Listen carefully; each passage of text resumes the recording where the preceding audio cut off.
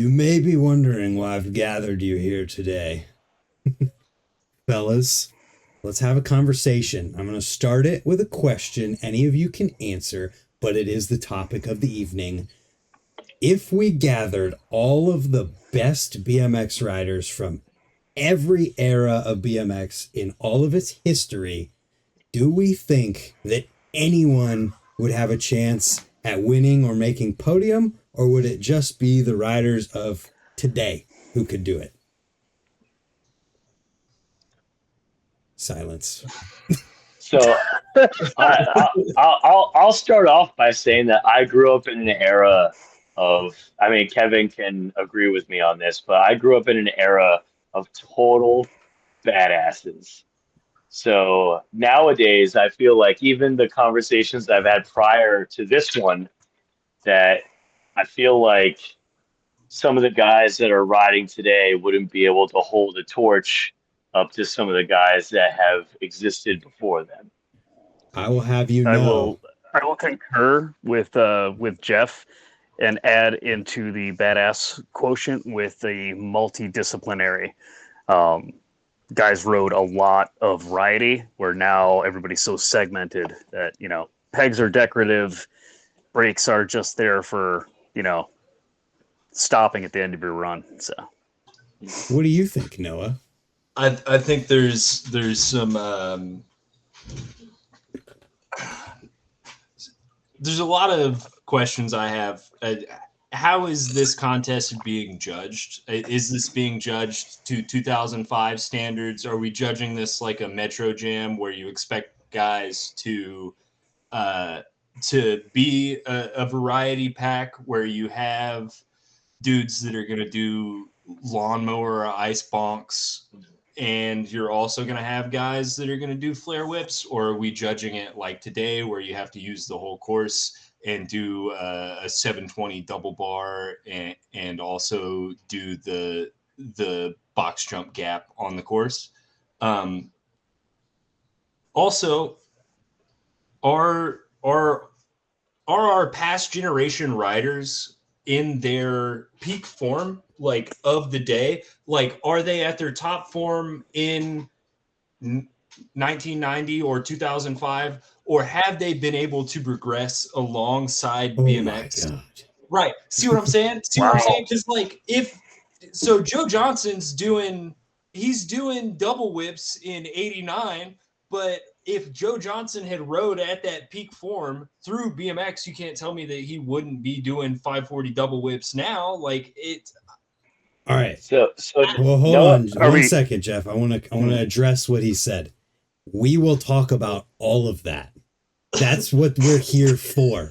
So we're going to talk about it as if they're being judged in 2005 or they're being judged today or Metro Jam or the Olympics. I think we have to do the topic justice. And also, I don't think we could talk about it the second way you just asked because it's fun, but I don't think we can actually consider it that way because the people who ride today didn't get the chance to have 25 years of BMX progression after their prime. So we have to just take people being able to lay down the best run of their At their life. peak. Yeah, of their life.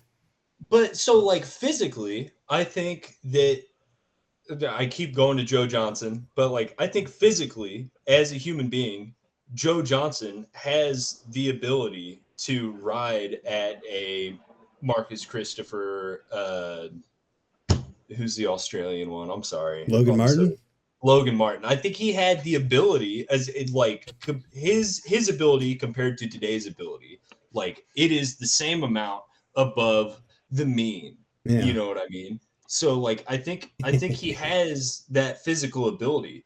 But like, if you take him in his prime, like a double whip compared to a 540 flare bar spin, it's like, it's kind of a joke. It's like a Matchbox car versus a drag race. Like it's not the same thing.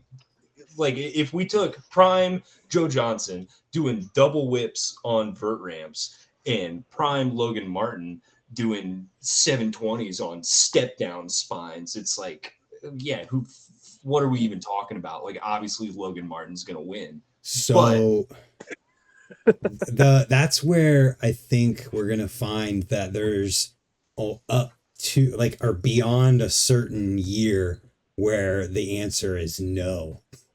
But once you get to a certain year, the answer will become yes. We should let Geoff say what he had to say before too. Yeah, Geoff, you go first. So go ahead. So I went into this conversation knowing that it was kind of going to happen. So there's a big part of me that has like the course would like almost have a major 70% effect on like how all of this would go down. Because like Joe Johnson didn't get to ride the 2006 Metro course. You know what I mean? Like Logan Martin didn't get to ride the 2006 Metro course, but that was like a year that there was a melting pot of like newer riders meeting with older riders, and like things happened that like changed how the course of BMX would unfold in front of us later in the years. And I feel like the course would be like a predetermining factor because we've now taken older riders and seen what they've been able to do on the highlight of their day, but we can also compare it to like how Logan Martin would have ridden an Olympic course now, you know? So I feel like the course would have been like a major effect on the outcome of if we were to pick a montage of like mixing like Tom Justice with Dave Mira, you know? So where do we start? We have to start somewhere. Well, to Jeff's point as well, like if we're talking about courses, we also have to talk about judging criteria. Yep. Where remember back in the day when basically if you pulled a backflip, that was almost a guaranteed win. Where nowadays you've got 9-year-olds that can throw a backflip like casually. Everybody can do a backflip. It's like it's not special anymore. Like, yep. So you have to kind of like take that into consideration. Like what was peak in 2006, you know, is so pedestrian now. Do we start at the point where we think it would be most possible for people of any era to compete and then imagine other scenarios where because we're just imagining this is basically fantasy BMX of any era. So like we get to pick where we want to start and how we want to talk about it. So my premonition would be at what I discussed before, the melting pot of like that early 2000s, because we got a lot of really good riding out of that era that started to change how riding was going to continue on forward. And then we could base it off of riders now riding things that are probably similar, you know, like there's going to be a gray zone that we're going to come across here where fantasy has to fill the void. Uh-huh. You know, it's like you know, like when you see dudes like Anderson now, you know what I mean? Like Anderson was relevant then. He was killing it as like a young kid, but like how would he have prevailed in like you know, I brought this up prior to like us going live, that like how would have these guys done at like the 2006 Roots Jam? You know what I mean? Like I feel like that would have been the course where like would have met the criteria of like following some of these dudes in their absolute prime, and girls, like whoever, you know, human beings at their prime riding BMX, mixed with how we could see park courses changing in the future. I almost think there's like a double standard going on, because if you took Dennis Anderson right now as he is and put him on a 2006 era bike and stuck him at a Metro Jam, he has the ability to ride that course and do tricks that would fit the era and score well. If you took a feast style rider, a contest Olympian level rider, and put them on a fucking 2-hip Playboy and shove them into Metro Jam, they're going to have a hard time doing the tricks that they want to do. And let's say they land let's say they land the tricks that they want to do. They land the run that they want to do on the Metro Jam layout. You know, they ride the box jump. Okay, they ride the fucking box jump because that's the only thing that's there for them. And what are the judges gonna think? They're like, this guy hit 2 out of all the quarter pipes that we have on the course. He rode the box jump in the spine, and he just did, you know, spin variations with bar spins and tail whips mixed in. That doesn't necessarily fit into the concoction of early 2000s riding that was really, you know, I think this group would agree was like the golden era of BMX. Like, how does that allegedly? If let's say we went backwards, if we take today's riders, put them on hardware of the era, and threw them into a Toronto Metro Jam, like, how are they doing? You know what I mean? Yeah. Well, we could also take a bike that weighs twice as much, and you know. Right. Well, yeah. if you take a look at some of the Titans that were around back then, you know what I mean? Like, follow Cor Martinez through his career. Like, he rode a 40-pound bike with a gyro and steel pegs that were probably made out of gas pipe, and he adapted as time went on to still become, you know, his riding style is still been relevant the entire time. So I feel like that would the bike itself, I mean, depending on the timeline that we chose, would be irrelevant, because when you get a talented rider, like, his machine doesn't make the art. You know what I mean? These guys would have found a way to do the things that they were going to do along the route that they chose, as BMX is a vessel, you know? So I think I know where I want to start the conversation as a whole then, by actually like saying names and doing all this stuff.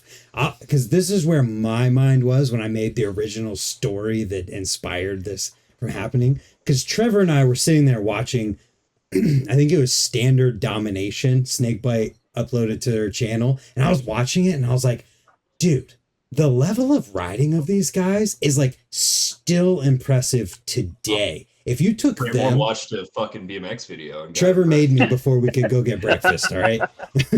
It was like homework. It's like, you can't have food until you do your homework. But so what I was thinking about with it was like, if we cherry pick riders from their prime, the best they've ever been, bring their bike and all, and toss all of them into a contest today, who are the ones that could like hold their own and make podium or even win? It could be nowhere, middle of nowhere style contest. It could be a feast style contest. I think no matter how we frame it in that regard, there are people from these different eras who could win or at least make top 5. Yeah. So name names. Josh Harrington. Dude, Josh you Harrington just took the could words right out. absolutely I'm like, do Josh it. Harrington, like, broke the mold while he was riding, and like, Josh Harrington would make some of these dudes shake in their skate shoes when it came to park courses. Think about variables too, real quick. Think about the variables too before you answer this, because I think this is what a lot of people ignore. Not people who aren't going to land their tricks or mess up in their run or are going to crash, that could happen to anyone. There's not a contest that fits Josh Harrington anymore, because Josh Harrington could do a flare whip, and then the next day you'd see him on Props Road Fools doing an over ice down a nasty handrail. And that style of riding, like that level of expertise, like just doesn't fucking matter anymore. You couldn't take one of the Olympic riders that is doing that flare whip or whatever and then expect them to go out and do a street trick. There's no way. There's no way that right, I guess I'm gonna get controversial. Let's There's go. no fucking way that you could take the top 5 Olympic riders today and make them recreate a Josh Harrington street park. They wouldn't even fucking come close. There's no fucking way. And because of the era he rode in, they can do tricks that Josh Harrington never even fucking thought of. Like, yeah, they're not gonna set. Josh Harrington was not 720ing step down spines like that. Even though he probably could. Absolutely, he fucking could. That's what I'm saying. Like, he possessed the fucking ability, but he never did it. Like those didn't exist. I think it's safe to assume though that he could. Yeah. Dude, so my argument, dude, he was a grommet in Pro Town. Like, he could do anything on a bike you could imagine. It's Josh fucking Harrington. So my argument would be that in a park contest that was a melting pot of multiple pro riders, Josh Harrington would always stand out, or even podium. You know what I mean? Like, when he took that, he just had that like fucking cannonball with the one-hander. You know what I mean? Like the one-handed cannonball that just like looks Superman-esque. Like he would over ice the fence that would keep the spectators away from the park course. Like he had that creativity that was mixed in with the layout that would set him way above the bar for generic, if you don't mind me saying, like Nitro Circus style riding. Like, so here's another thing. It's because he rode such a variety of things where he wasn't just like, I'm only riding this kind of course, so that's the only kind of tricks I know how to do. He was riding street, he was riding park, he was riding vert ramp. So if you threw him at something and it wasn't standard, he could adapt a lot easier. Whereas if you take So another thing to think about this too, because obviously I'm thinking park contest when I'm making this story, and this is where my head's at with it. Think about what a winning park run looks like today. There's a couple hammer like tricks that are like crazy, big 360 backflip over the box jump, or a big whatever it might be on a quarter pipe. But there's like 3, maybe 4 hammers. Everything else in between is just a basic trick to make it so it's not a dead air. It's a flare, it's a tuck no hander, it's a bar spin, it's an X up, it's a can turn down. And so any of these titans from the era could absolutely come today with their skill and make sure that they don't have a dead air with a tuck no hander or a bar spin or an X up. Like, they might not have the 3 flip or the flare double whip that's the hammer, but they're gonna have something different. And if we take, we could pick what course we want to talk about. If we want to talk about a feast course, I think we'd all agree that it might be a little less likely because of the lack of variety. I don't know. I think you they might use the coping for once. Exactly. I think you take a rider from our chosen era, from that 05-06 era, and you put a Matt Sparks on a fucking feast course, you're gonna see something that you never thought of. You're gonna see them ride it in a way that was not intended, because that's how BMX worked back then. But I also think that like we're being a little bit disingenuous, because when we talk about Josh Harrington riding in the way that he did, and how that translates to today, we have riders like that today. They're just not necessarily putting themselves in that feast circle. Like Dennis is the poster boy of our chosen style of BMX. He can ride street, he can ride park, but he's not riding feast because the way they judge it is not conducive to the way he fucking rides. Like, I'm not going to tell you that Dennis isn't as good as Josh Harrington in his fucking prime, because he 100% is. He could do everything Josh Harrington could do. And he's also influenced by Josh Harrington. Absolutely. Like, you could see it in his riding. Yeah. 100%, you know? Just So saying, I Google searched Dennis Enerson Feast. Dennis Enerson, second place, UCI BMX Freestyle Park World Championship. What year? Tell me what year. 2018.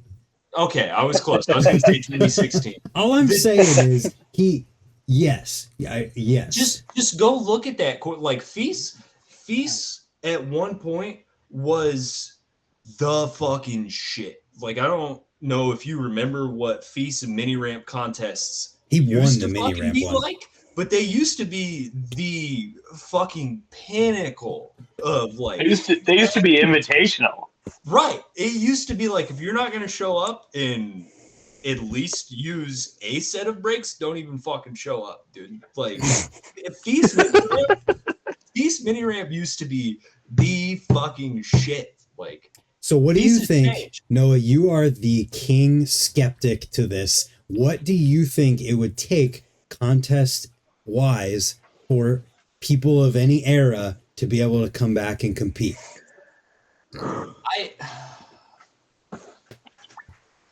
I would like to think that it wouldn't actually take much. I don't think it would either. When you start to actually take in riders being able to mix burly tech with their park runs, it's one of those, like, the judges wouldn't know how to judge. You know, like, if you get somebody who could do a cash roll and then do a 3 over ice mid-run, no doubt that they weren't going to land that because they have 3 ices dialed. Like, it's one of those, like, wow, like, you just added a step of variety, especially to the crowd, that they didn't actually get to see before. Yep. And you know, like, I think we could just, for the sake of the conversation, assume that judging would be fair. Just even though we know how it works and how it's not always fair and whatever, but I think we could sit here and have a 2-hour conversation about every single variable that exists in this conversation, and we would just have to assume that everyone will be judged fairly and equally weighted against each other in this conversation. Yeah. Well, I mean, if you want to take like names and examples, take like a Dave Frymuth, like technical fakies, but I don't know if he ever inverted. Yeah, I mean, just like, a sub box which doesn't get touched in a modern contest setting. But they have them. It's like every single Feast contest it has exists. One. So, like, it exists, but nobody uses it. I know. What I'm saying is that there always is one on a modern course. Like, every single Feast contest that we see has a sub box, and it has a street spine element. It has all of these things in it that these people would have ridden, and that's what, in my mind, makes me feel like there's a bunch of them that could actually have a chance. I think it would take a change in the way that we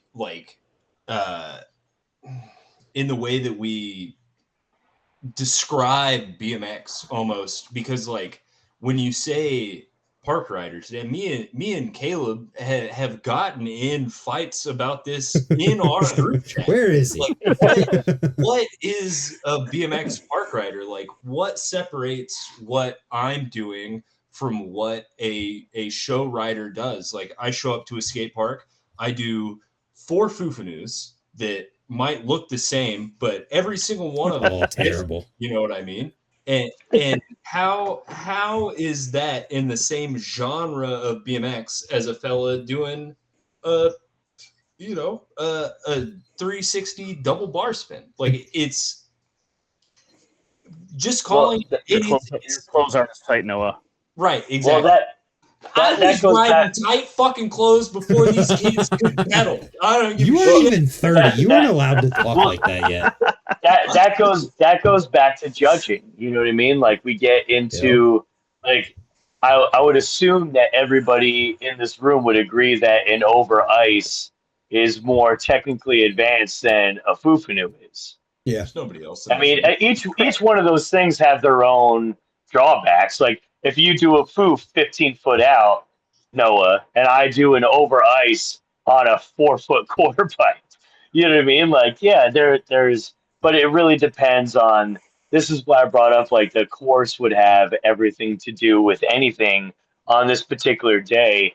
If everybody's doing their, at their peak on whatever peak machine that they were riding at the time, like this really goes back to like, dotting your I's and crossing your J's. You know what I mean? Like it's really like Tom. I really don't want to name names. I was trying not to like, but but like, You could say would Tom Justice give Dave Mira a run for his money on the 2006 Root Champ course?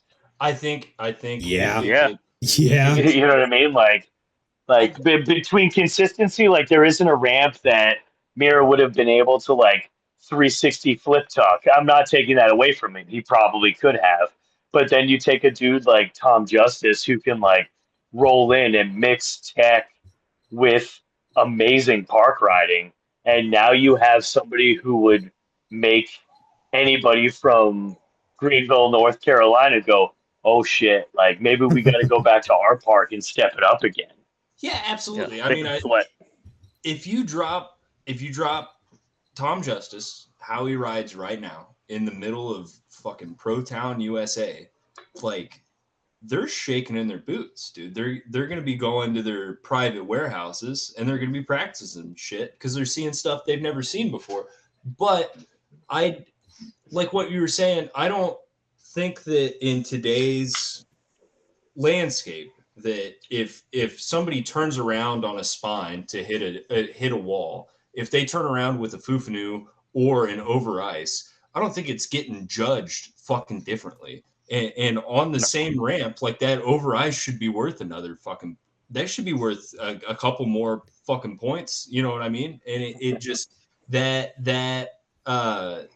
technicality, I think, is lost in today's contest world. It's not lost in BMX.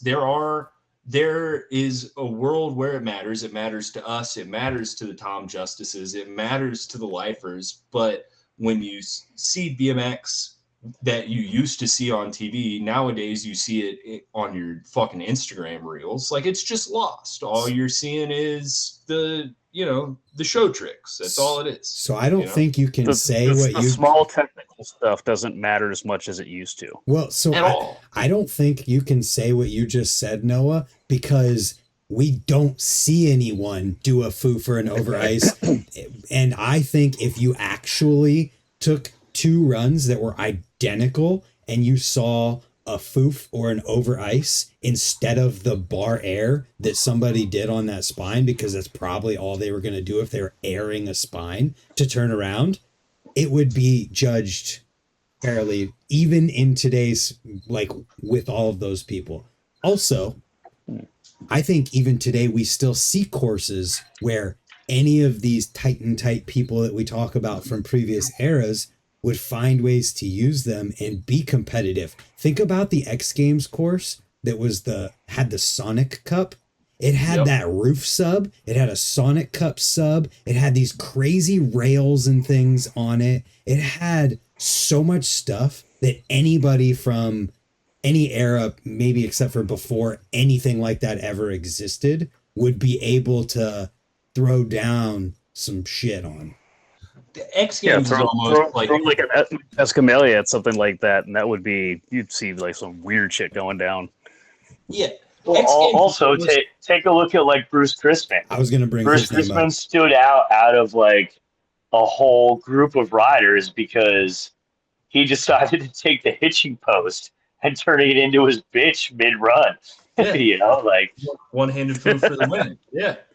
a bar spin to one-handed Or foo for one-handed the win, foo. Yes. like creativity at its core, like we see a lot of these, like cash rolls and like 360 flips and like turn down flares, and like you don't get to see that, like checking the box. Check the box. Like, check the wow, box. like he just did something that nobody else on this course is gonna fuck with, period. You know what I mean? And that's like a tomahawk you're allowed to throw. You know what I mean? Like, and we don't see that anymore. You I know, it's like think if we like did, new contest riding has become whoever can do the most add-ons on a box jump trick. I think if we did Jeff, see it's it, it would be Go ahead. scored fairly. Yeah, like I feel like it would be competitive if we saw someone do a bar to one-handed foof in a contest right now. It wasn't just a bar I to would say one-handed foof, though. It was a bar to one-handed foof on a hitching post spaced out.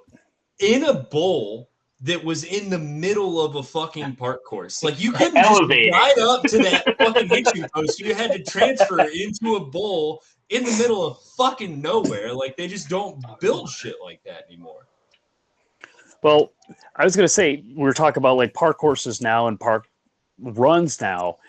It's kind of moving towards figure skating scoring, where it's like you're all doing 360s, you're all doing flares, you're all doing this, and it's like, who does it the right way? Who does it, the textbook way? Because that's how figure skating, you could do a whatever, a Lutz or something like that, but it's got to be done right. Oh, she didn't tuck her arms correctly. She didn't get like her legs straight.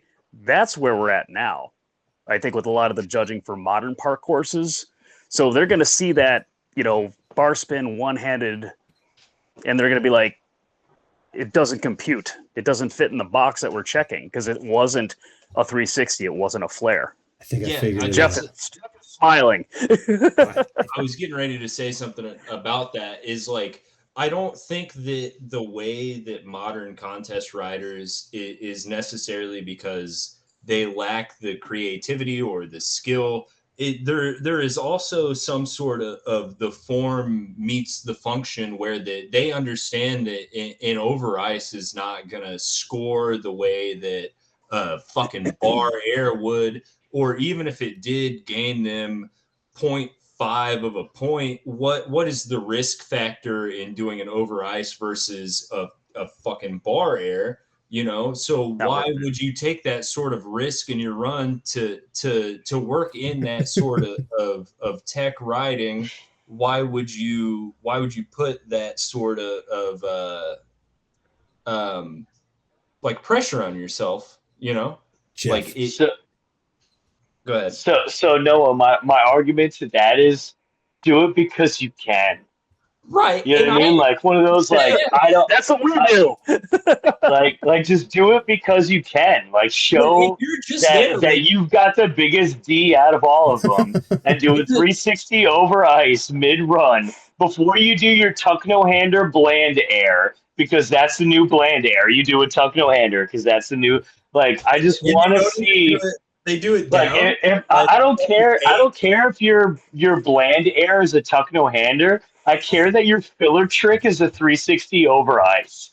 Yeah. You know what I mean? Like, that gives me like the perspective of like, wow, that dude is dialed. Like, that person is absolutely beyond like the people that they're competing with, because they can throw that chance at a trick that they have down so well because they love it. so And he's still gonna get fifth. two things real quick. The reason why park riding contests are the way they are today is hands down because of the judging format. It's not because of the judges. It's not because of the course. It's because of the judging format. And it's forcing people to be more like figure skaters. They have to be perfect. And sometimes it does feel like certain tricks get scored more heavily weighted than others. And it's pushing everyone towards being the same. They're trying to be the most perfect version of the same thing that they can. And it's not any of the riders' fault at this point. It's the judges' format. And you can't blame any specific judge or anything like that. It's the way that it's evolved. But I also figured out we could think about it like Simple Session. Simple Session course list this year had every single element you could have possibly wanted as a BMX rider in any style There was no of hitching riding. post. There was a sub, at least. There was at least There a was sub. a sub. Not the same. You're right. They're not the same, but it's a start. it's a way to think about this conversation. So who all could we throw into this year's simple session lineup of open qualifiers from any era that would be able to hang? You guys remember that? This is a fucking offshoot. You remember that last simple session that Dave rode, that Mirror rode, where he backflipped off of the like fucking mega sub, and it was like it felt like the World Series, dude. It was like, oh shit, Dave Mirra's dropping in. I was like, I remember sitting at my local fucking indoor, and the guy behind the counter was like, fucking turn the TV screen around. He was like, you got to watch Dave Mirra fucking do this, and tried to backflip in off the fucking sub. Like, simple session used to be like the fucking pinnacle, dude. Like, it was the shit. So let's go back to the topic. I don't know who you fucking throw in, dude. Like, there's so many names you could throw in. Osato would kill I it. feel like Osato would do well. Josh Harrington would do well.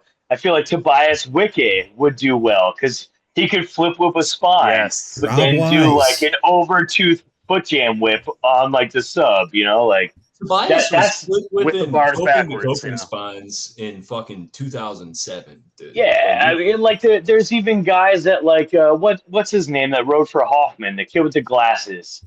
Koji Kraft. Koji. Oh, Koji there was Kraft. Not who you're there was talking about. He's talking about Zach Koji, there was Warden. Koji, and there was another one. The dude was from like St. Louis or Zach something Warden. like that. Zach Warden. Like Zach Warden, Fucking I Warden. felt like could have had a way longer career. You know what I mean? Like he was a dialed rider who seemingly did shit first try every time. He was a good tech. He was a tech rider that could also ride incredibly big ramps. He rode X Games Vert before they decided it didn't make money. I don't know what you're talking about. Yeah. So He also rode. Yeah, he also did like a lot of really cool tech stuff when it came to like regular ramp riding. Hoffman, Yeah. imagine Hoffman in his 100% prime on a simple session course against people from every era. You don't even want to fucking know. You don't even want to know. I would Well, love like to. I feel like Hoffman would have gotten judged if we're being judged correctly here, adding technicality to big tricks. Like if he did a peacock air mid-run, that would have like some fucking kid in like Japan or like New Jersey or like Canada would have been like, wow, you know what I mean? Like, are you kidding me? Like he grabbed both the front pegs and swung his legs off in like a flying V. Like that's insane. You know, like I feel like we're the most difficult part of this entire discussion is missing out on the tech. Like we have it now. We have dudes that are like adding bar spins to like tricks that have never had bar spins in it before. We just witnessed double whip flip to windshield or whip to windshield wiper flip. No. You know what I get mean? that fucking windshield wiper shit out of here. That's a scooter. You say whip to fucking. It's a windshield. To me, in New No. Jersey, that's a No, windshield it was wiper. a windshield No. wiper before scooters even existed. No, it Alright, so- fucking Yes, wasn't. it was. It was a whip back. There's No. fucking windshield wiper. It was a So- windshield well, wiper in 2006. Fucking where? It was a While we have brutal technicalities today of people like adding technical tricks into like what we have going on right now, we don't have the same element of like, I like to call them like circle tricks. Like if you like in Dave Mirra's freestyle BMX, like all the tricks that were on the circle button, like would be like a bar spin, like all the things that you would add on to the square button after you did a square button trick. You know what I mean? Like all the circle buttons are just like your personal preference. Yeah. You know what I mean? Like that's just whichever button your thumb's closest to when you hit the circle button, that's your riding style now. You know, but like back in the day, we had people that were like innovatively like pushing to do things that like that weren't even thought of. You know, it's not like adding a bar spin to a flip. It's like I'm gonna grab my front pegs and I'm gonna take my feet off. I'm gonna And then go everybody on my like butt. looks at you on the deck and they're like, "You're fucking crazy." Right. It wasn't I'm gonna one throw- more. It was. Okay. No, you go ahead. I was gonna throw something like the Hoffman CFB contests yeah. because that had that Yes. mix of some older riders and newer riders where you had stuff like Ruben Alcantara, or however you pronounce it, like The stop. at his peak, where he was doing like the contest runs, but then he'd throw like that rodeo grind into like, which was like how, and then he, next thing you know, he's like foofing like the top of like the vert ramp. It's like Kevin, I'm going to add on to that the stop also determined who was going to be the competitor. You know what I mean? Yeah. Like whether it was in the Midwest or whether it was out in California, there was like, oh, well, we're out in California, so Koji Kraft is going to kill it on the vert ramp. We're like, oh, we're in Florida, so Connor's I forget his actual was a full name. Midwest guy, I thought. Is gonna like, well, it depends on the stuff. Like a Midwest guy can make it to Florida and like change. the ramp style too. Yeah. Like these guys would like it would. Your stop would depend on who would be the heavy hitter, and we haven't seen that since Dew Tour when they had since Dew Tour when Aiken, who when they did the Salt Lake City one, showed up and wiped everybody because he killed it with style and tech. We didn't even mention Aiken yet. We had fucking Midwest guys show up to Dew Tour or show up to the fucking Salt Lake City because of the fucking Gatorade free flow stops. We had fucking Sizemore and all the fucking who showed up from the flow. I don't know. Oh well, fuck you. We had guys back me up here, damn it. We had guys on Animal who just happened to be filming a video part in California, ride a Dew Tour that was in California because it was in town, like. Well, yeah. We didn't even mention Aiken yet as a name that, like, even today, at his peak, if he was in a contest today, he could probably do well. Yeah. Aiken and Hoffman would probably be the two people that would just be my, like, burners. Like, who, no matter what name you said to me right now, I would respond with, like, my Uno card of Aiken or Hoffman. and two very different, like, styles. Like, Hoffman's going to be all those, like, more of the showy tricks and just the variety and tech. And Aiken just for the pure style of it. Yeah. It's like, he could air something and it looks better than 90% of the people that would be doing a heavy trick over. But to counter, even Hoffman's showy tricks were like different than the show tricks we have now. Because Hoffman wasn't just like, I'm going to throw another tail whip onto this. It was like, I'm going to grab my peg and that's the only point of contact I'm going to have with the bike, and that's not like, imagine if we had that with a fucking backflip. Have we seen a fucking peacock backflip yet? Fuck no. If he had stayed at his peak of fucking riding until now, it'd be a world's first. We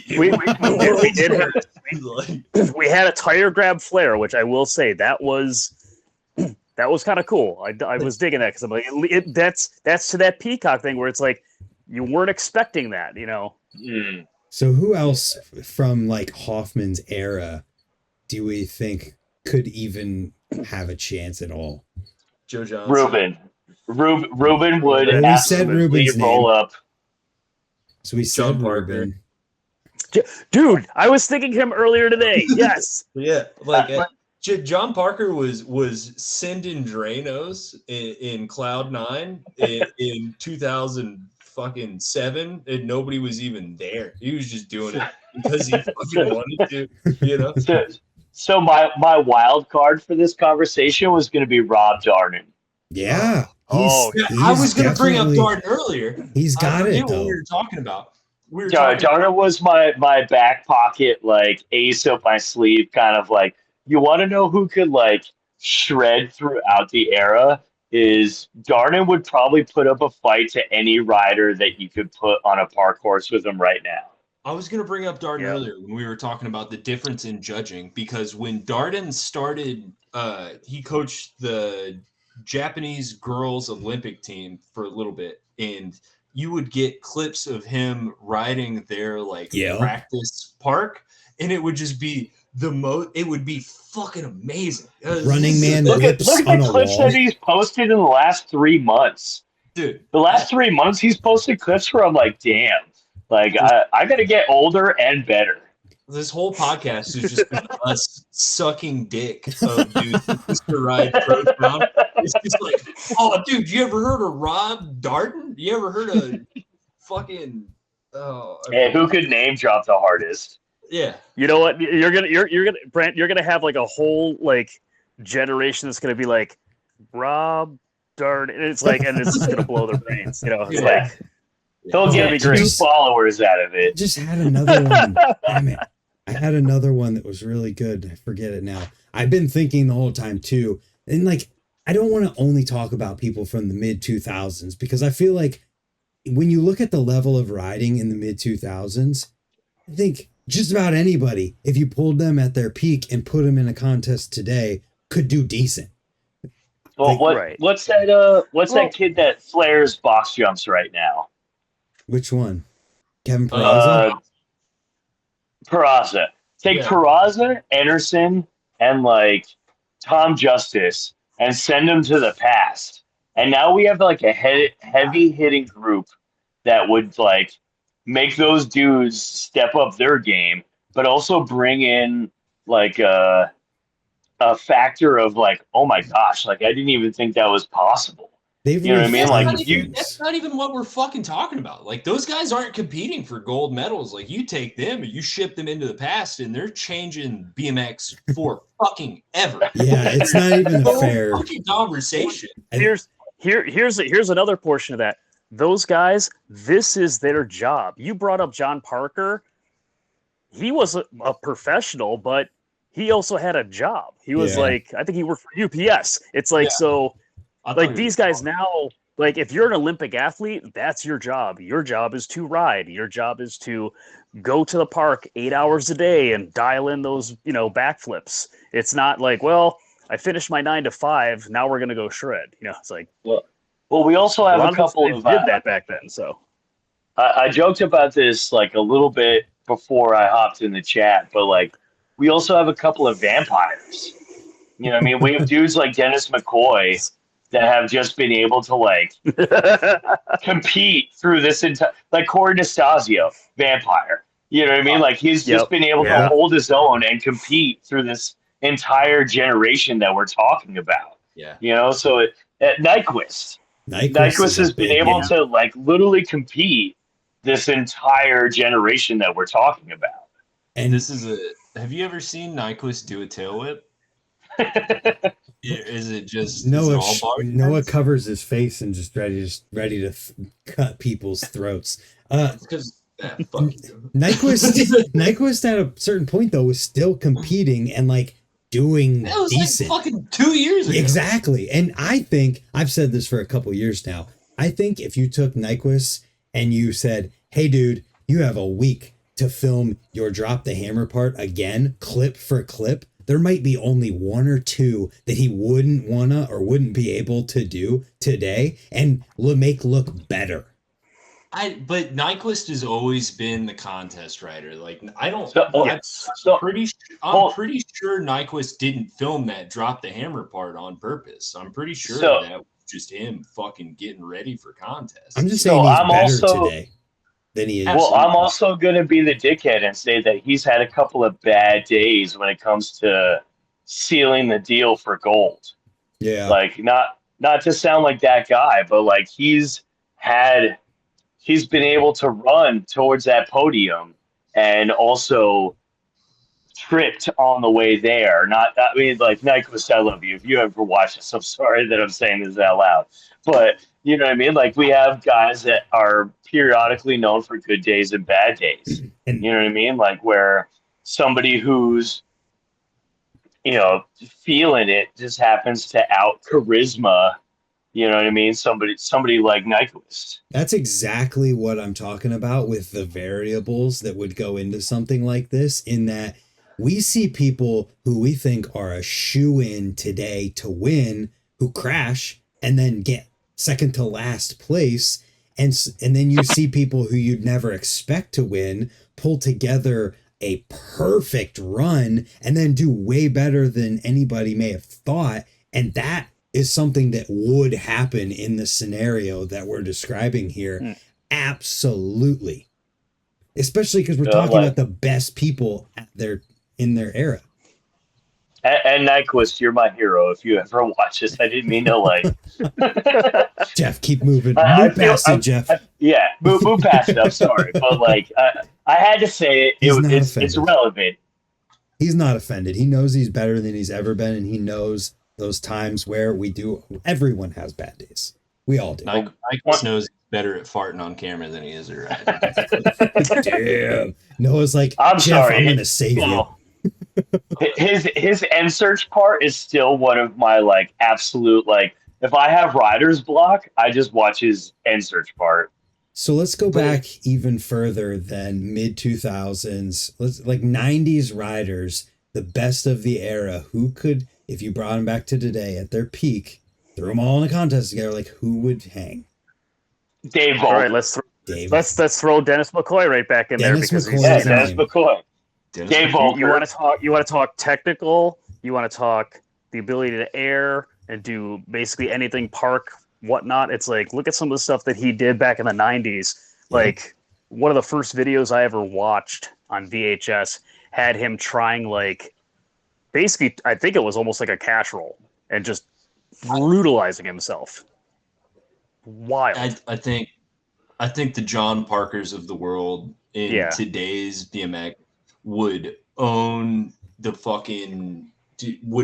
sport. Like if you gave John Parker a resi and told him that anything he did to a fake landing would get him a world's first, he would own everything, dude. Because he'd actually be able to practice it instead of bodying himself. And just instead of fucking shattering his collarbone and then going to work, he'd be like, "Oh, I can do 6 backflips and land on fucking pillows." This is great. That's gonna go back to my Lord Volker. I feel like would be a force to be reckoned with if he had a UCI card and actually rode like an Olympic park horse. Jamie Bestwick. Bestwick. Absolutely. Jamie could if they introduced Vert tomorrow, Jamie better not be the US Olympic coach. If they were just like, "Oh yeah, we're gonna do Vert," I'd be like, "Well, just fucking kiss the entire US team goodbye because we've got fucking Jamie Bestwick." That's we're entering one guy. Right. Yeah. Just one guy. If BMX Vert, like if Vert came to the Olympics and they had the fucking competition tomorrow, Jamie Bestwick wins. Who else is fucking doing it? Nobody. Mira. Nobody would be ready. Rest in peace. He's not fucking here. Bestwick gets fucking tomorrow. Yeah. You know what I mean? That is true. I would feel like if we were talking about heydays, I feel like Miron, if he put together the perfect vert course, like if he threw down what he wanted to in his head, I feel like Miron would give Bestwick a really good run for his money. Bestwick's got the track record, dude. I'm not talking about vert when I say gold did he have in vert? Motherfucker. Yeah, we are talking about. We're talking about vert now. When I mentioned Bestwick, I was meaning it towards park. Like he is, just as good at riding park stuff as he is riding vert stuff. And at that point, throw Morgan Wade in the mix, and Jamie Bestwick as a competitor. I was trying to avoid Morgan Wade for a minute just because we were talking 90s, and he's like after that a bit. He's a vampire. He's still able to hang today, and he's been around for how long? So like, you put him in a modern contest, and he would scare those children. They wouldn't be able to judge him. Battle of Hastings. No, like Morgan Wade is the figure we were talking about when we were talking about earlier, where if you transported a modern rider to a Metro Jam, he was at I believe 05. What year did he do the Texas Death Rattlesnake? Yeah, the Texas Rattlesnake. Yeah. That was at the 2006 or 7 Metro Jam. Right. So he was doing it. Well, here's the thing: is he didn't just do it on a quarter pipe. He did it on a fucking quarter to bank gap transfer. which was like 20 feet, by the way. Right. So he didn't just do a fucking flare whip. He did it on the biggest fucking thing he could find. But one of the phone calls I made was to somebody who was there during that. Yeah. Name names, Geoff. But it's like, he was appreciated in that time, for being that guy that was pushing the sport, but he definitely wasn't BMX. Like, I knew guys, that bringing Morgan Wade up would transfer the conversation to Morgan Wade. So I was gonna wait because I was trying to talk like older era riders for a little bit. Well, I feel like Morgan Wade and DMC, like imagine them at like a Metro Jam together at their prime. Yeah. You know what I mean? Like that would be like wow, these two might fight. Well, that's actually what I was getting ready to ask you, Geoff. Who wins in a fist fight, Morgan Wade or Dennis McCoy? I feel like Morgan Wade would, even though I don't want to say that answer. Really?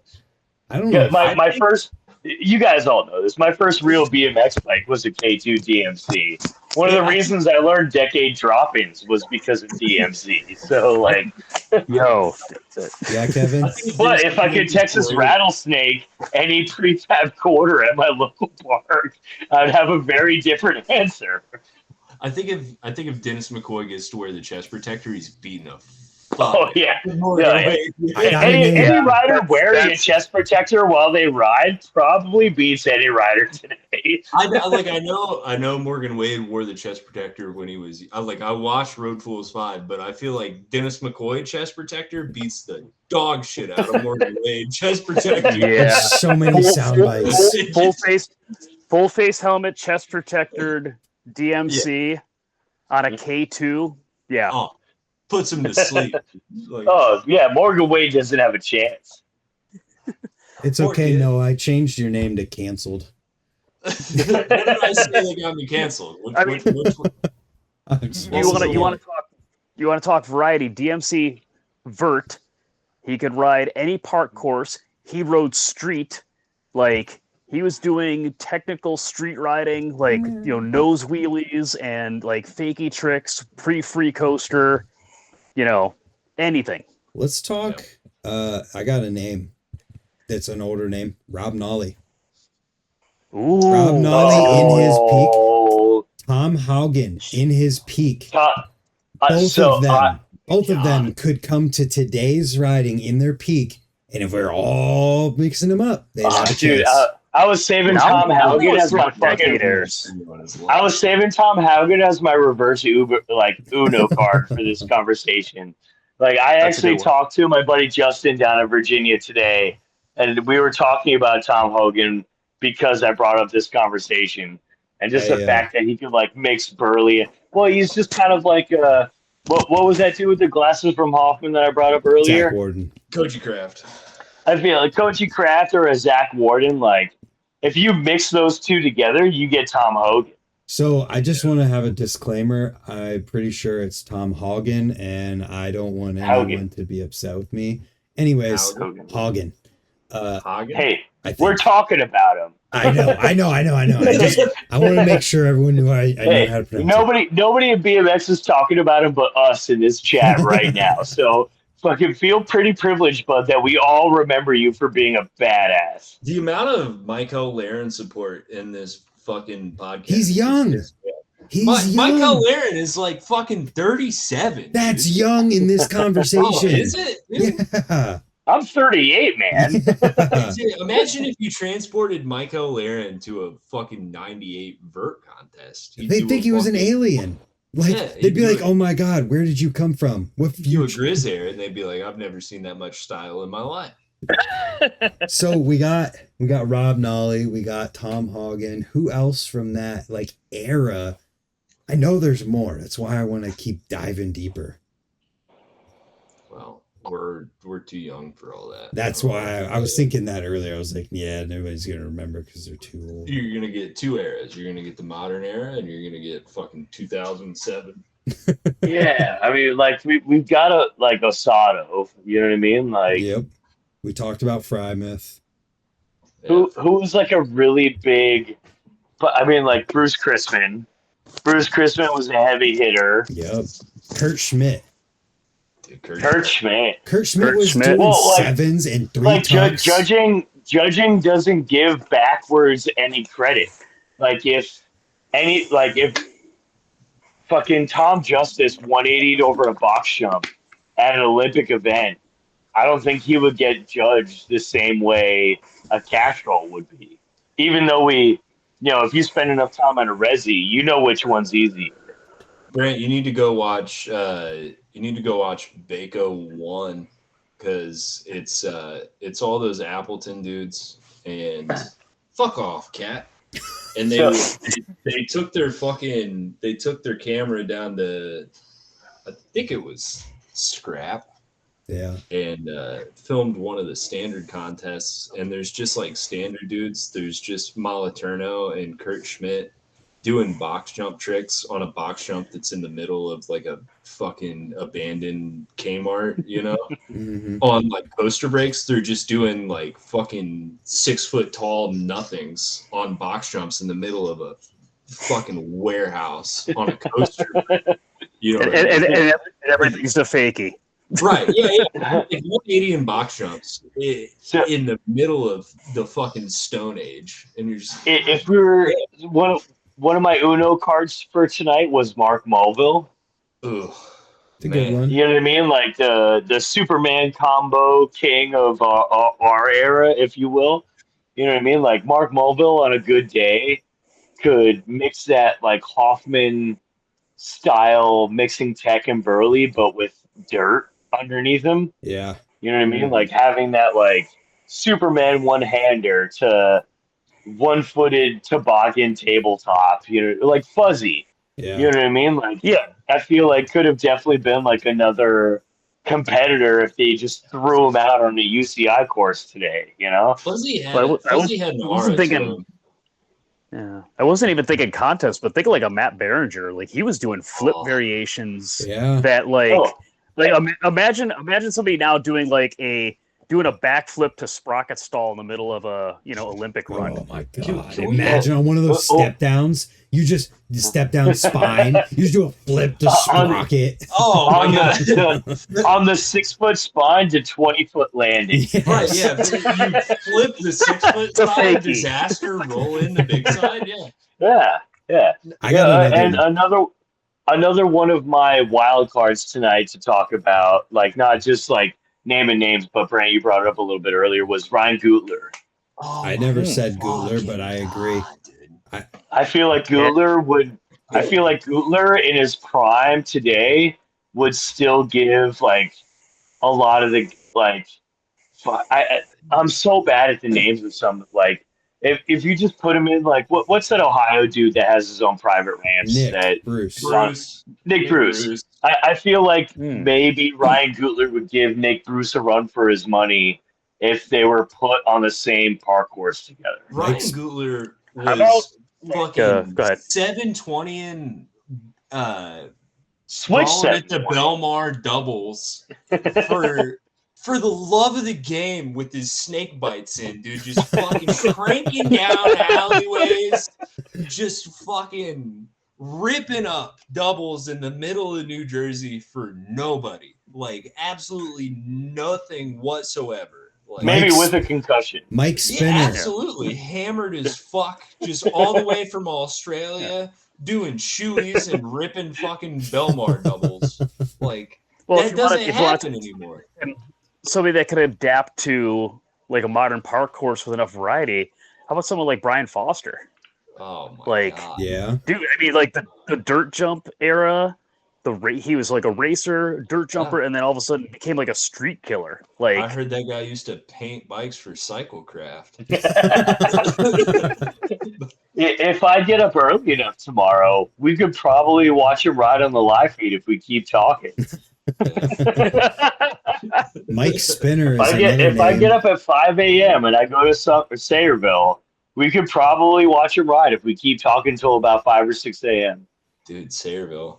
You've told me that Sayreville is not as cool as Road Fools 14 makes it look. You know what, Noah? If you come to New Jersey, I will hand drive you to Sayreville so you could have a day of just relive. We could relive Road Fools 14 if you show up at my door. Gee, with Tobias Wiki doing fucking foot jam whiplashes on the spine and everything. I'll just bring Jake. Jake does the same stuff. Another name Is we that the one haven't. Is that the one where they pick up the girl to like drive with them the whole time, or no? Like, No, is that a different one? No. It was what's the one where they go to Florida and Before this turns what's into his a name? props freaking whatever. Yeah. We need to, Shut up, dude. Well, you act like you've watched one of them, you poser. I feel like Jake would give a run for their money if he was in his prime at Jake Calhoun. I'll just say his name out loud. If he went to a Metro Jam in 2006, he would definitely be a competitor. Cameron That kid Birdwell. fucks. Ooh. Oh, Kramer. What if Kramer was a little bit older during his entire career? Jake Calhoun will beat the fuck out of both of them, and if you don't believe me, I'll fist fight you right now. Noah, you're lucky that right now is right now and not when this comes out, because another name we haven't brought up yet that competed throughout several different decades and did very well, Daniel Dares. Yeah. You gotta give him the So respect. I know Dares you're trying to be a hater. Daniel Dares is the reason why we have to discuss this. Yeah, that's exactly what I was going to say. Like, Yeah. he's the That's that forefront Miami of how contest park right? riding changed. He was the generation of rider that saw how judging was changing, figured out how to play to that audience, and then crafted his runs to that. Amazing park rider. I obviously like will go down as a goat of BMX, but like I don't think he really holds a candle to the riders that like we think of. Like he's not able to, he couldn't have a part in Market Zero. You know what I mean? Like there's no fucking way. Well, this is a contest conversation, not a DVD part conversation. If this is a contest conversation, think about how the unit changed park riding. Yeah. Like the unit that Dyke was doing, it actually literally has led up to how park riding has changed. Just think about all the unit locals that you never even fucking heard of that are 10 times better than you, but were half as fucking good as I just think of a unit local that's good. I'm fucking hammered. I can't think of one right now. Like Mike Laird. Yeah, they were, a quarter as good as Laird, What was it? Billy Woodfin? What was it? Billy That dude that Woodfin's rode for today. Eastern that was like super redneck? He's St. Louis. Yeah, Billy's today. Is he? Yeah, he's St. Louis from. He's thinking of another. You're thinking of a different person. Oh no, Jeff. not Woodfin. He was on the Road Fools. The Road Fools where they all went to the Pacific Northwest. Josh Perry is the guy. Billy. He was the dude driving the fucking lawnmower that Edwin was riding later. And oh god damn it! Damn, These guys are getting all kinds of nerdy up in here. I got nothing. Road Fools 11 is underrated for sure. Is that the one where they go to Canada? Yeah, I think they did it, right? Yeah. All roads lead back to Road Fools. Let's go back to the Shut up, Brant. You never watched it. What about Clint Miller? Clint Miller. Clint Miller's another vampire. Did he fuck? He had to have fucked up a couple of those Feast mini ramp competitions, like 2008 to 2014. You would think right? Patty Gross.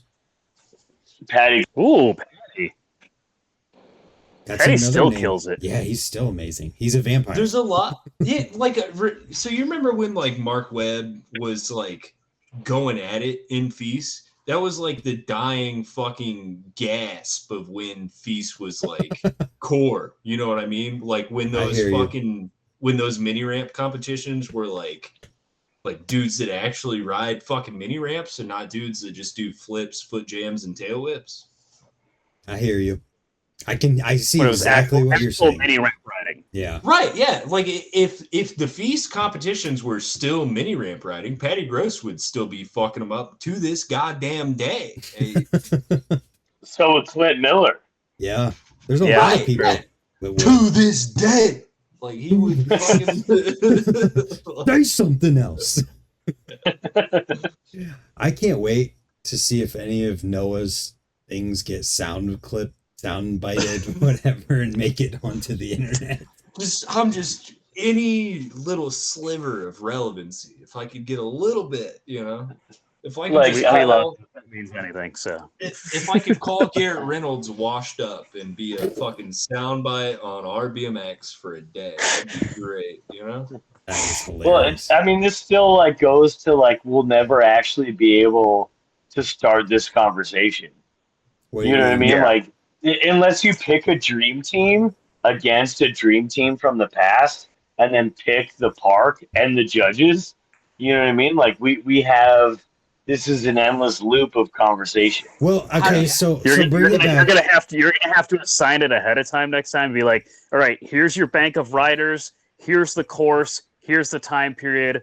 You guys have 3 days. Figure it out, and So then how do you everybody even- comes to the table. How do you even do like teamed BMX? Yeah, you know what I don't. mean? Let's go back to the question of the evening.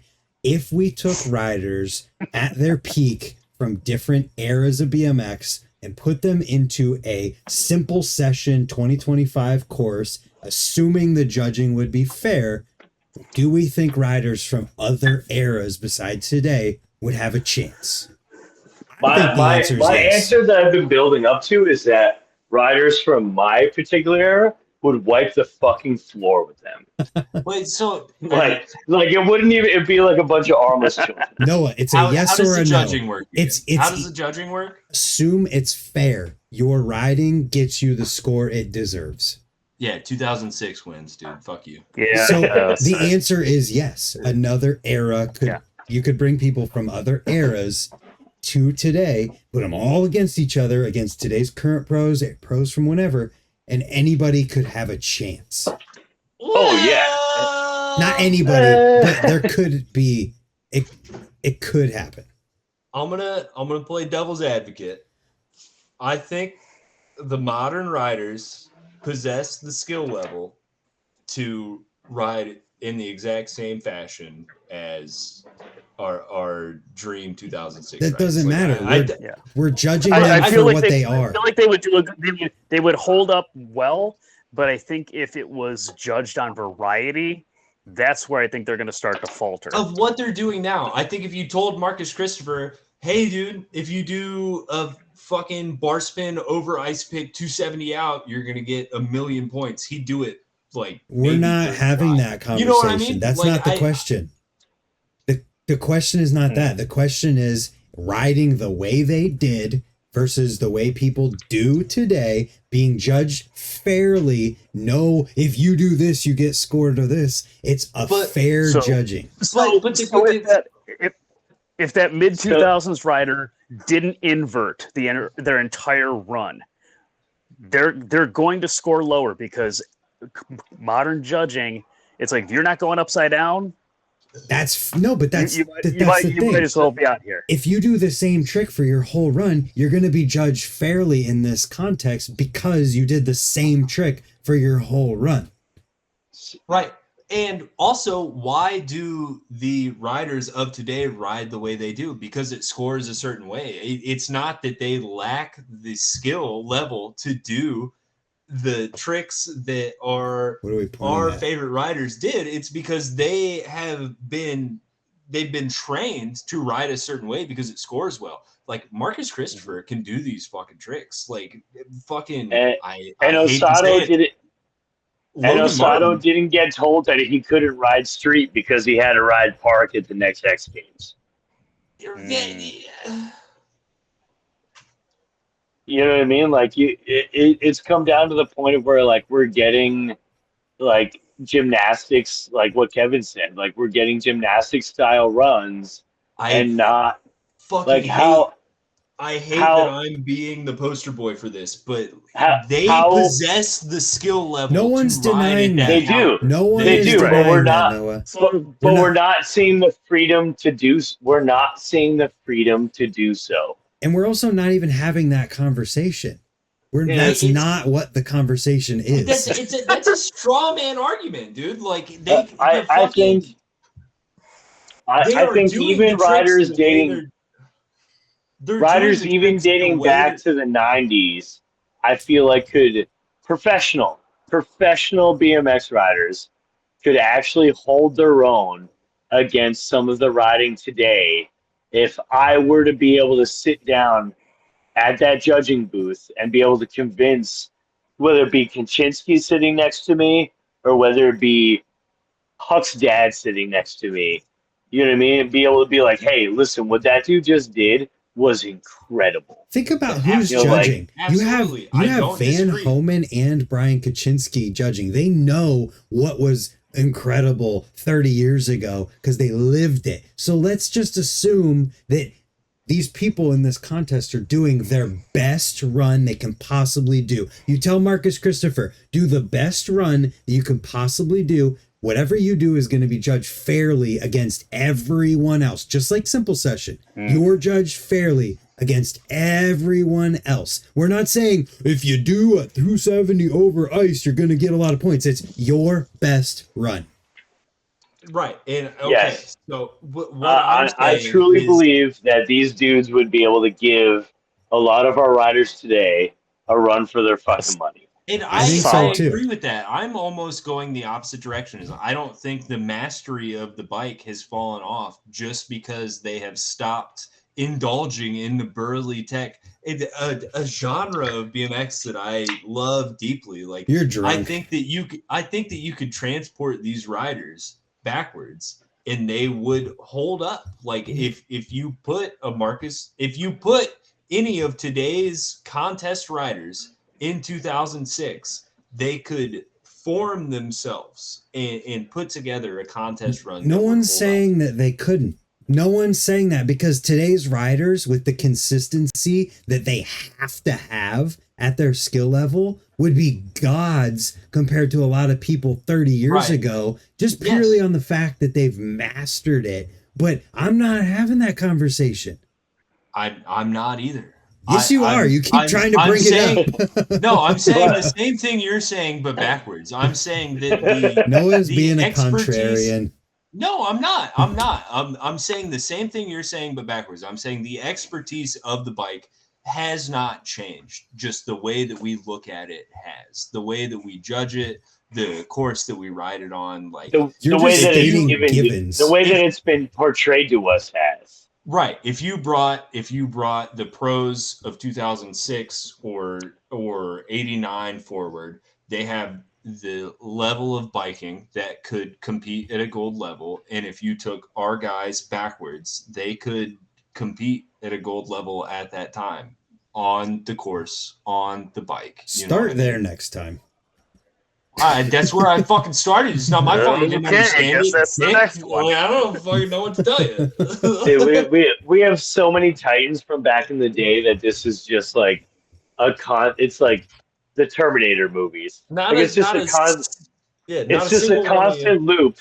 Yeah, it's just a constant loop of like good days. You know what I mean? Like, I mean, we started this whole conversation with Josh Harrington. Like, if Josh Harrington rolled in and got his UCI card in his heyday and decided to compete against any of the guys that I could name now, I feel like we would have another competitor that would hopefully, what my argument would be, make us think differently and perceive BMX differently and maybe make it more obtainable than maybe the riders that came before him. You know who's doing that today, Geoff? And I don't know if you're going to like when I say this or not, but I think you might agree with me, is I feel like Boyd Hilder is very similar to that today. Boyd Hilder is, if you asked me a year ago, I would have had a different answer, but Boyd Hilder is hitting it on all fucking like rev limiters right now. Like, he's an amazing street rider. He's got some really good parkour riding. Like, he'll go to the X Games and people will be like, "Oh shit, Boyd Hilder's here." You know what I mean? Like, you see that in his personality and his riding. But if you throw him in there with Garrett Reynolds, who's also been through this entire generation that we've been name dropping this entire time, you know what I mean? Like, we have another competitor there. Killian Roth would break Dennis's hip. punch Boyd Holder in the mouth and then take the fucking gold medal home. If we're gonna talk about the UK fucking street. What do you mean UK? Boyd Hilder's not from the UK.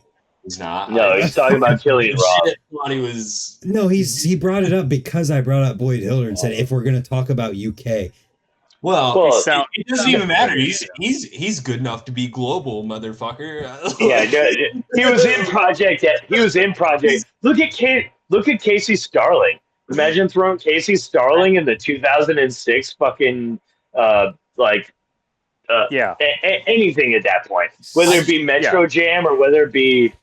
I have a hard time imagining that Killian can charge a 20 stair down rail and tire ride it at full fucking speed and not be able to ride ramps. You know what I mean? So if it that guy fucks. We've established. I don't know what else to say. I mean, Casey would be, he would be flaring one of the cracks in the pavement on the course versus needing a ramp. So, What we've established. Hold on, but also double tail whipping quarters.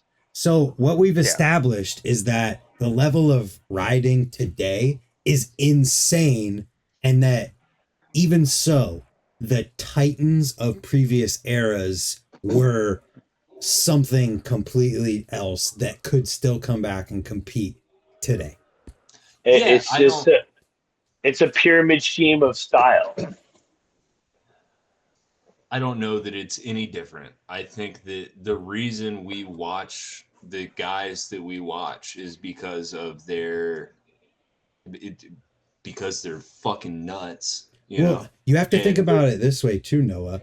The level of riding compared to where the guys are at the day is probably not far off from previous generations. A double tail whip however many years ago was the top, but today it's not the top.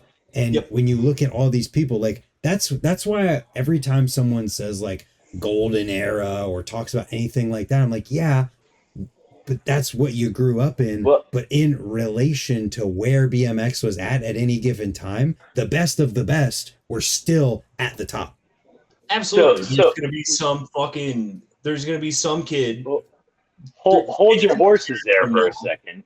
There's gonna be some kid 15 years from now that's gonna be like, you remember when Kieran Riley did the fucking triple flare, and he's gonna talk about it like it was the best fucking time of his life. Yep. Just we talk about props I would also like to pull the reins back here that if we're talking about park riding, the triple and quadruple flip have been done, but that's not being done mid-run at a park contest. No, exactly.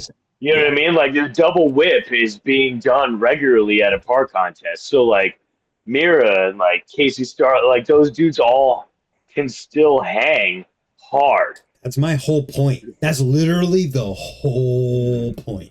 All these guys. Let's go. But what's the lag on that between when the double whip was first done, early 90s, Joe Johnson, to when the double whip became the banger, probably early 2000s, late 90s, 10-year gap to now where it's if you're not doing double whip, get the fuck out of my So when you first saw your local kid do a double whip at the park is when that ends. When you see somebody that you don't know. Years ago? Mid 2000s was when a lot of pros were starting to everyone could double whip at that point.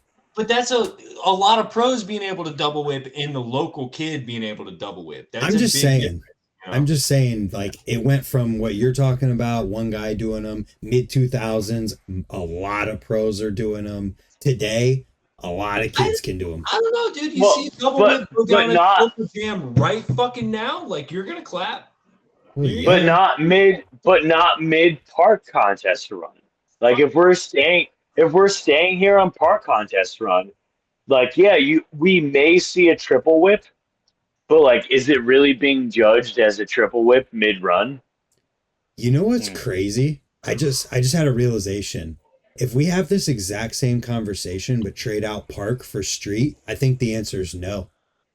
I think if you got brought back street riders from the 90s and put them against yeah. street riders today, it wouldn't even stand a chance. And that's Brett, you and I are gonna fight when I'm there next Van Homan. Also, modern street riding wouldn't happen unless these guys did what they did. well, that's the whole Absolutely, point. but I think modern street riding has progressed in a straight line. You can draw a straight line from fucking Van Homan to God damn it, Nashville, Nathan Williams. You could draw a straight line from Van Homan to Killian Roth. In the park category, you can't really draw a straight line from Hoffman to Kieran Riley. You know what I mean? Like the judging has changed, the layout of the parks has changed, the tricks have changed. Like it. Thank you, Noah. Thank you. Street riding of today, the street riders of yesteryear will look at and be like, yeah, that's exactly what we thought it was going to turn into. The stair sets are bigger, the tricks are bigger, it's fucking gnarly. And I think the ledges are flatter. No, they're a completely different thing. That's almost its own fucking genre of riding. That was true, yeah. I was just being an asshole. Don't bait me into bitching about something else. I'm on a fucking topic here. If you park rider, keep going. Preach, Noah, preach. If you took a park rider from Two Hip King of Park and you showed them the modern Olympics, they'd be like, "What the fuck is that?" You know what I mean? It's not the same. Where's the car in the middle of the course? You know. Right. So where's George DeSantos compared to Boyd Hilder? Is that a straight line? That's what this. So this is the whole conversation of person versus the level of riding at the time. But why is it that in park riding, the titans of all these eras, even today, could somehow come back and like we feel like they could have a chance in the right circumstances? Because they did it without anybody before them trying something close. Because like you get like if you do a triple whip, it's because somebody did a single tail whip before you. You know, like there's like an evolution that happened during the period of BMX that has been in our lives that allowed these riders to think that this was possible. How much more cock does it take to be the first person to do a tail whip versus the person that says, why don't I just add another tail whip to it? But then we have people who are like, look at Taj's whips compared to fucking, pick any staple rider from today's tail whips. I think, you know what I mean? Like I don't think this answers the question. I think because the question is like, why is it that we say no, absolutely not to street riding, but then look at park and go, oh, maybe. I'm almost wondering if it's because the contest park riding level in terms of like what people are able to do in 60 seconds, you take the best people from the different eras and they could still hang. Well, I mean, we also had politics in there. Like, think about the one... Chad Kagi, we forgot him. Sorry. Chad Kagi. Sorry. Superman seat grab bar spin at the 2005 Roots Jam. You know what I mean? Like that sent waves that like I maybe wouldn't be the rider I am today if it wasn't for him doing it today. You know, like Chad Kagi's great, but if you're gonna bring a third place pony to the race, I mean, I just said we're talking. That's Bert. That's Bert coming out of you right now. Yeah, you're right. This is a crazy conversation, though, and it kind of just blew my mind. I was almost expecting to play a BMX version of Dungeons and Dragons tonight. Like I'd be rolling dice to be like, yeah, Chad Kagi with high charisma. What, Kevin? What were you saying, Kevin?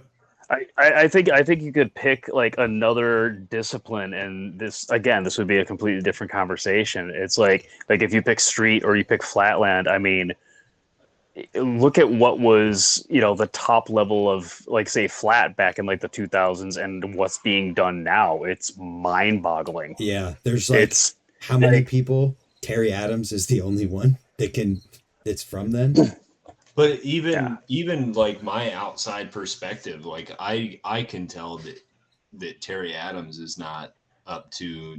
I fucking hate. He just won a pro contest though. Well, he won, but look at some of the stuff that I send to you guys every once in a while. The guys that aren't competing, that are doing stuff where, he's balancing on the back wheel. He's got his leg looped around the head tube, like scuffing with his hand. It's like Terry has his stuff dialed. Like his tricks are dialed. But there's guys that are creating too. So. But is that Olympic level riding? Like at a gold medal standard? You know what I mean? So Kevin, what if he competed against Trevor Mayer during Trevor Mayer's fucking heyday? Matt Wilhelm, dude. Fucking Matt Wilhelm taught me how to decade, motherfucker. Vicky Gomez won like the Nora Cup like several years in a row. He was like the only flatland rider. Same thing. Chad rode a certain way, and then he started changing it up, and he started doing flatland in a more street kind of like style. But it's like, that goes back to my thing of like those riders used to ride everything. So it's like, yeah, for sure. And that's that Baco effect again, is like that's all they did was ride bikes. They weren't street park flatland guys. They were BMX riders. So this conversation is pretty much that Baco changed BMX forever. Baco rips. Yeah, if you haven't watched it. Yeah. We're just going to marathon those next time. Next BMX After Dark, we're just watching all the Bacos start to finish until they're done. We've talked about this a bunch. We need to do. No, shut the fuck up. Anyways, so the another thing to like somewhat start wrapping up, is park the only discipline where this could happen in BMX? Absolutely not. Like we just talked about flatland. Flatland would be like. I don't know about flatland. If you put the best flatland riders from before against the best ones today, I don't know. But none of us are real flatlanders. If you don't mind me saying, like none of us are real. Like that's true. I don't know. I've got credentials. I don't think I'm a fucking. I mean, okay. Out of the four of us here, one of us is a champion flatlander that took first place. So one of us got given. One of us got purchased. Not only is he a champion flatlander, he's also influencer of the year 2023. I mean, we are in the fucking presence of great. Noah, is that a Nora Cup behind you on that table? This is a President's Cup. Oh. It's a Nora Cup. This is it's a wannabe Nora Cup. I used to race, dude. That's my second place President's Cup. Fucking 2005. What, Jeff? 2006. Oh, I don't have it. I don't have it in here right now. God damn it! Hey, get fucked. Second place, first losers, bro. Yeah, second place, first loser. No, but to go back, show me your President's Cup, bitch. Let me see it. Second place just means your dad yelled at you to get it. Yeah. Fuck you. So go back to the question though, Kevin. I mean, you're the most involved in the flatland world. Like, do you think riders from the 90s and mid 2000s could hang against flatland riders of today in a pro level flatland contest?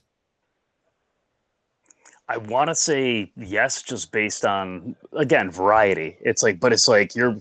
Ugh. It's tough, right? It's so different. Like when you would see somebody, doing this long, like back then it was all like long scuffing tricks, like links. And now you've got people spinning like tops. Yeah. Like watching the guy with the French guy, I can't remember his name, but you got to see him. Yeah, you got to see him like in person, and you're just like, how? Like you don't even know what to watch because like a hand's here, a hand's there, feet are moving. He keeps flip, and it's like you can't. Like that doesn't even like you can't even compare it. It's wild. Well, yeah. Well, that's like saying like would Corey Nastasio have a chance against Hucker? You know what I mean? In a dirt contest. You know what I mean? Like if we jumped over to dirt. You know, like it's one of those where like fucking melt Hucker, dude. Yeah, it wouldn't even be. They wouldn't even be in the same tax bracket. But so real quick, I think the reason for what Kevin's saying is because Flatland is so different than like a rider of today being able to fill an air out with something else that could compete with a bar spin or a tuck no hander. It's so radically different. Same with dirt jumping. The base level dirt jumping tricks that people can do today are so much beyond a truck driver being a banger.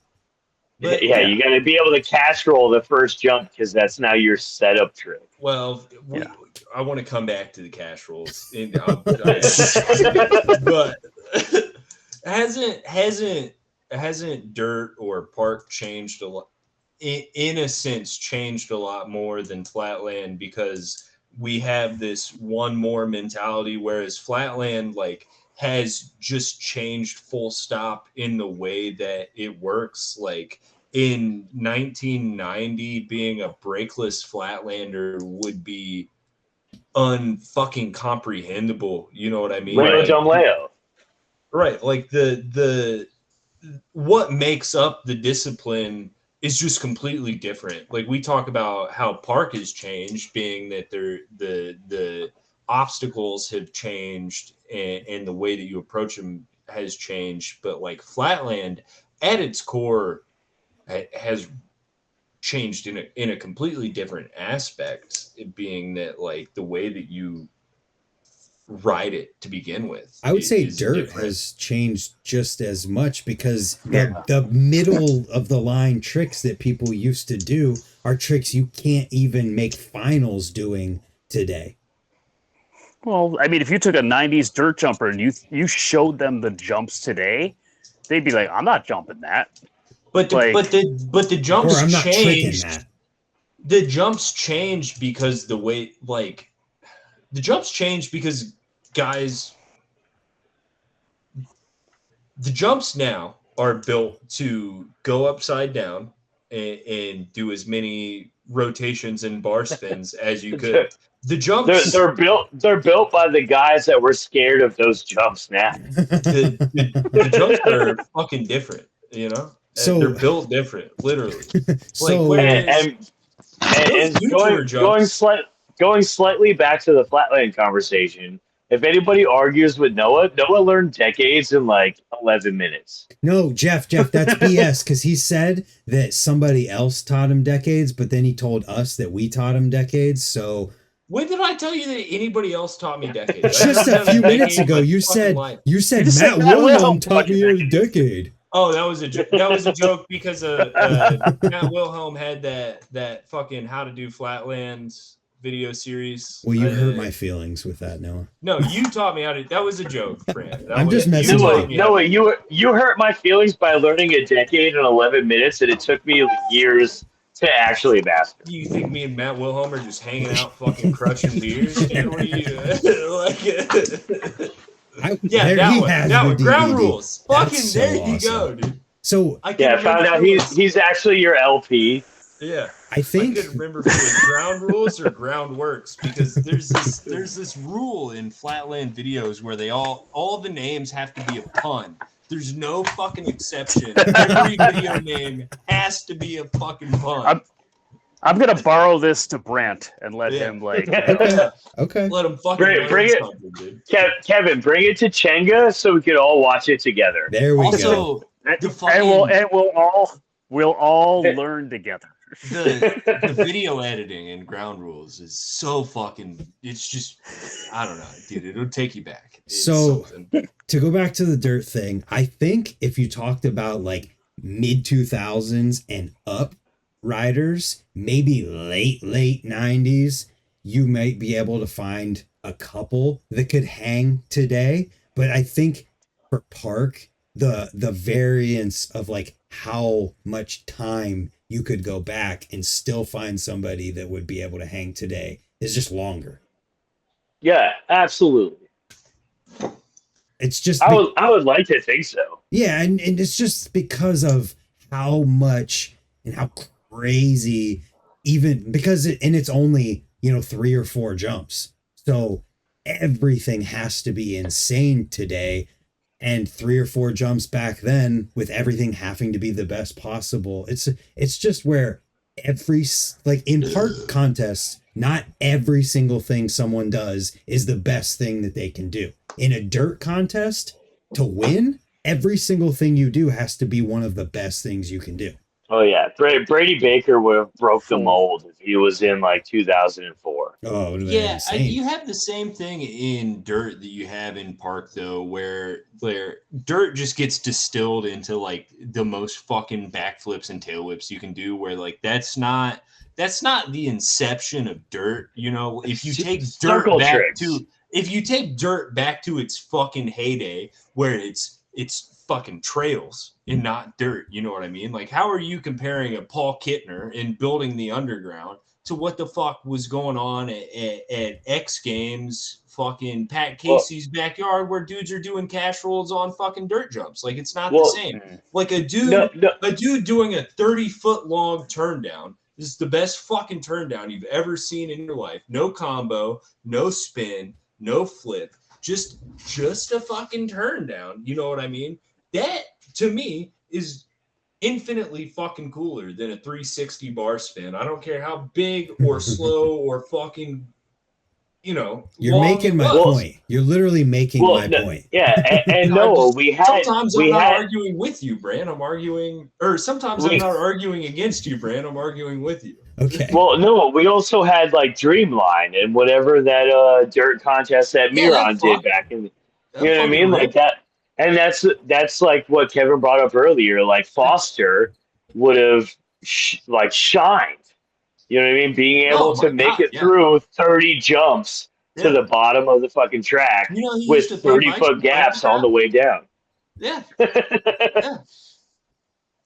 I'm from New Jersey. I know Brian Foster, all right? He used to pay bike just like. If Brian Foster doesn't know me, he ain't shit. What about? Yeah, you're right. What about if we talked about? Because I feel like we've talked about all those genres. What if we talked about like a flat ground game of bike between riders from like the 90s and riders today? I feel like then Stevie Churchill would have fucking murdered everybody. Who? Stevie who? Yeah. Stevie Churchill. Chochel? Who was that? Yeah, for sure. He was doing flat ground 5s in 2011. Yeah. Yeah. He was and we just on Instagram, I just saw some dude do like a flat ground hop double whip. Yeah. For real? Mm-hmm. Someone's done that finally? Yeah. Yeah. He was for a while. Who did Churchill play in that game of bike? They played in the parking lot, and Churchill just like wiped the fucking floor with him. Like probably everybody. Yeah, made him look like who's ever lived.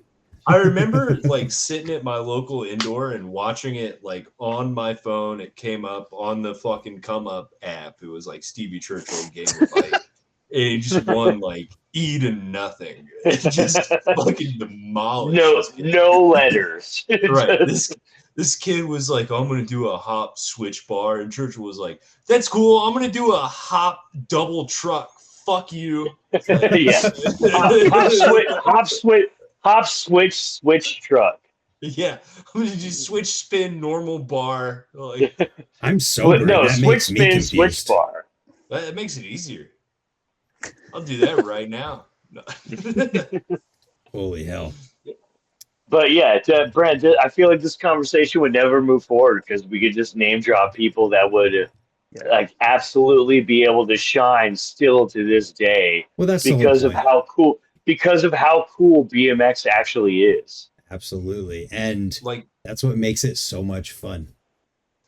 I think to talk about. Throw us a topic again and just let us go off. So yeah, and I feel like it's one of those like obtainable things. Like like I may not be able to like relate to R. Willie, but I can still relate to like any backwards rider. You know what I mean? Like I can still relate to Rob Ridge.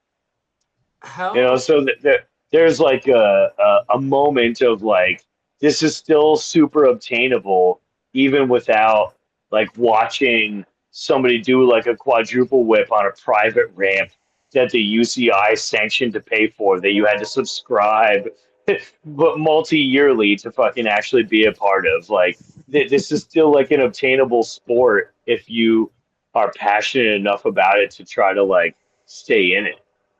The Moto Bunkos and the Yiming Grows of the world. Like I could talk about the way you just the pronounced Leland so Thurmans. Like Oh I'll my take God. Leland. You know what I mean? Like just give me a good feeble hubba, and I will be content for longer than you actually think I would actually be content for. I met Leland Thurman one time at a jam in Indiana, and he didn't try. He successfully sold me a shit luck T-shirt in 2020 in a fucking Indiana parking lot out of his dope. fucking van. Oh, did he throw one at you? Did he throw one at you and demand that you pay for it? Because No, that was no. my story. No, I like got out of my car and I was like, that fucking Leland Thurman? I like went up and started talking to him about we started talking about Road 406. He was just talking about like going to the red light district in fucking Europe. And then he was like, I got shit luck T-shirts. They're $20. You want one? And I was like, I can't say no. There's no way. You're like, yeah. You can't say no buying it from the man himself. So. Right. Like, I'll take two. Yeah. If I was a man, How much gas money do I have? Yeah, I'll take two. Yeah, I'll get you back to fucking Louisville, buddy. Take your entire stock. So. But if Osato in his heyday decided to get a UCI card, I feel like Nick Bruce would have something to worry about if that park course was big enough. UCI wouldn't have gave Osato a fucking card in his heyday because he'd be like the third kid. He'd be like the third Canadian to get one. He'd be like probably the team captain of the Canadian team. UCI is owned by the. No, shut the fuck up. Hey, all right. This is BMX After Dark. This is BMX After Dark, not BMX Conspiracy Hour. When's the next one, Brant? I don't know, but we need to make it a regular thing, and I cannot wait to see the comments on this. Oh God, yeah. If somebody sat through this long, somebody better talk shit. Yeah. I got a lot of shit. Let's see how it rates. I'm kind of pissed off now. Like you guys have walked past it. But in the comments, who would win, Osato or Nick Bruce? Or who did we miss? Who would be able to come from their era at their peak and hang in a contest with everyone from every era? That's the funness. There you go. Eddie Fiola fucking rips. That's the answer. Either way, everyone's Instagrams are on the screen. I'm cutting Noah off. He's too drunk. He's starting to talk conspiracy. Next thing you know, it'll be chemtrails, and I don't want to go there. Noah, are you making it to the Chengu contest? I have no choice. Trevor Yes. Trevor gives me no. a frame. It's not even Trevor. I'm your TM, so you better fucking be there. When is it? When is I'm it? bringing my ringer. I'm bringing Austin Andrews. He's gonna come fucking win everything. Let's go. And, When? Yeah. I'm glad you're not in my age bracket, buddy. So Yeah. Well, I was the year I broke my wrist. They let me bump up. When? But Brant, if I was going to actually answer your question, I feel like throughout the time of BMX, we would have at least had somebody who could have actually gave a good run for their money to anybody who's riding now. Yep. agreed. I think we all agree. Yeah. I think Even in the early days. Yeah, I think Resi made everybody a fucking bitch, and It's the best place to find the Dew Cup. Noah, everybody where's that your rode before shovel? 2010 was way manlier than anybody riding. How are you digging this hole right now without a shovel? Nobody's fucking.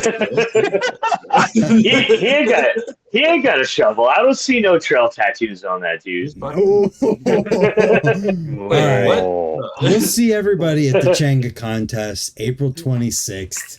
We're all going to be there. Maybe we'll film it in person. BMX After Dark after the It'll be Jenga contest. Let's go. All right, I'm going to stop recording now. Thanks to anyone who made it this far.